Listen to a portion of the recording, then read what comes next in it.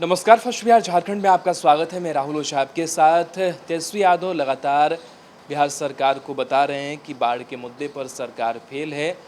बाढ़ जो है वो कई जिलों में अपना भयावह रूप ले चुका है। इसके बावजूद सरकार जो है वो इस पर काबू पाने में असक्षम साबित हो रही है। साथ ही साथ कोरोना संक्रमण को लेकर भी बने हालात पर लगातार तेजस्वी निशाना साध रहे हैं।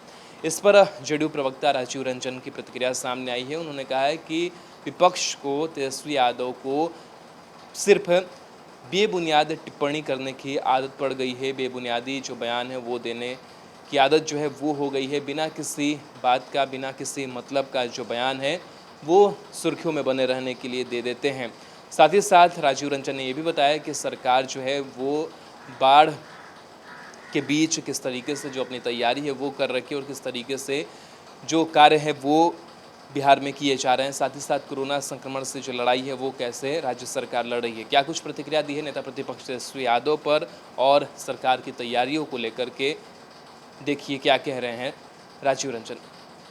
कोविड के मामले बिहार में पिछले 7-8 दिन में बढ़े हैं, लेकिन इसे अगर वैश्विक परिप्रेक्ष्य में हम देखें, देश के अन्य 8 राज्यों में देखें जहां लगातार पिछले 10 दिनों में कोविड के मामले काफ़ी तेज़ी से बढ़े हैं, तो फिर हम ये समझ पाएंगे कि बिहार इकलौता ऐसा राज्य नहीं है जहां लगातार संक्रमण के मामले बढ़े हैं। लेकिन जो एहतियात बरतने की ज़रूरत है, जिस तरह के कदम उठाए जाने का सवाल है, जो जागरूकता अभियान चलाए जा रहे हैं, उसमें कहीं कोई कोताही नहीं बरती जा रही है। लगातार मुख्यमंत्री नीतीश कुमार जी के निर्देश पर जो भी आधारभूत संरचना से लेकर इस आपदा से निपटने की तैयारियों को लेकर प्रबंधन में अगर कहीं भी कोई महत्वपूर्ण सुझाव है तो उसे क्रियान्वित किया जा रहा है और पहले से बेहतर संरचना तैयार हो रही है। और इसलिए इन बढ़ते आंकड़ों को नियंत्रित कर पाने में अगर हम जागरूक होकर राज्य सरकार और केंद्र सरकार के निर्देशों का पालन कर पाए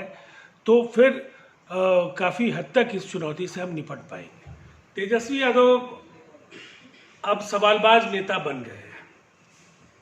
बिहार में उन्हें कुछ भी अच्छा नहीं दिखता है। कोई प्रशासनिक फैसला हो, राज्य सरकार को विशेषाधिकार है, चाहे वो स्वास्थ्य संबंधी निर्णय हो, जनता को लाभ पहुंचाने के लिए बड़े कदमों का ऐलान हो। जनता के प्रति अगर हम उत्तरदायी हैं तो फैसले नीतीश कुमार जी के नेतृत्व में राज्य सरकार को लेने होंगे। और हर सवाल पर टीका टिप्पणी करके तेजस्वी यादव अपनी बौखलाहट और हताशा ही केवल प्रदर्शित कर रहे हैं। मुश्किल वक्त में जनता के दुख दर्द में शामिल होने के बजाय केवल शोरगुल और कोहराम उनकी सियासत का एक हिस्सा बनता जा रहा है। दरअसल विपक्ष के लिए कोरोना कोई सवाल नहीं है, न उनके लिए बाढ़ को लेकर के कहीं उनके मन में कोई चिंता है। वो किसी न किसी बहाने मुख्यमंत्री नीतीश कुमार जी पर प्रहार करने के जरिए अपनी असफलताओं को और अपनी नाकामियों को ढकने का काम करते हैं। विरासत में कई ऐसी चीज़ें इस राज्य में हैं जिसके लिए विपक्ष को जवाबदेही लेनी चाहिए। स्वास्थ्य विभाग की जो खस्ताहाल व्यवस्था थी उसको जिस तरह से पटरी पर लाया गया और एक विपरीत परिस्थिति में कोविड जैसे मुश्किल चुनौती को निपटने के लिए जिस तरह से तंत्र को विकसित किया गया है और बाढ़ को लेकर के जो हमारी तैयारियां हैं, आपदा प्रबंधन को लेकर के जो हम लोगों ने जो फैसले लिए हैं, उन फैसलों पर भी विपक्ष को जरूर देखना चाहिए। इसलिए कि आज बाढ़ को लेकर के जिस तरह से नेपाल कि कई जगहों से काफ़ी उनके यहाँ बारिश हुई है और उसके बाद बराज से लाखों क्यूसेक पानी छोड़े जाने के बाद और फिर बिहार में जो मूसलाधार बारिश हुई है उससे भी बाढ़ की स्थितियाँ काफ़ी कठिन बनी हैं। लेकिन राज्य लगातार इस दिशा में प्रयास कर रहा है। स्टैंडर्ड ऑपरेटिंग प्रोसीजर तैयार है, राहत आपदा प्रबंधन और जो भी तैयारियां हैं वो मुकम्मल हैं।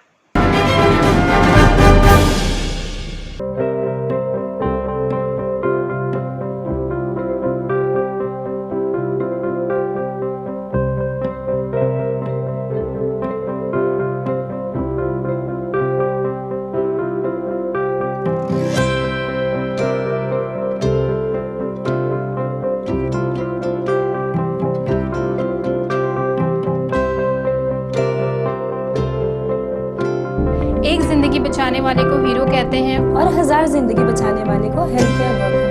Our heart never hardens, our temper never tires. Our touch never hurts. We value what we do. We at Paras work for cause, not for applause. Lockdown के समय, लॉकडाउन के बाद हम हैं आपके साथ।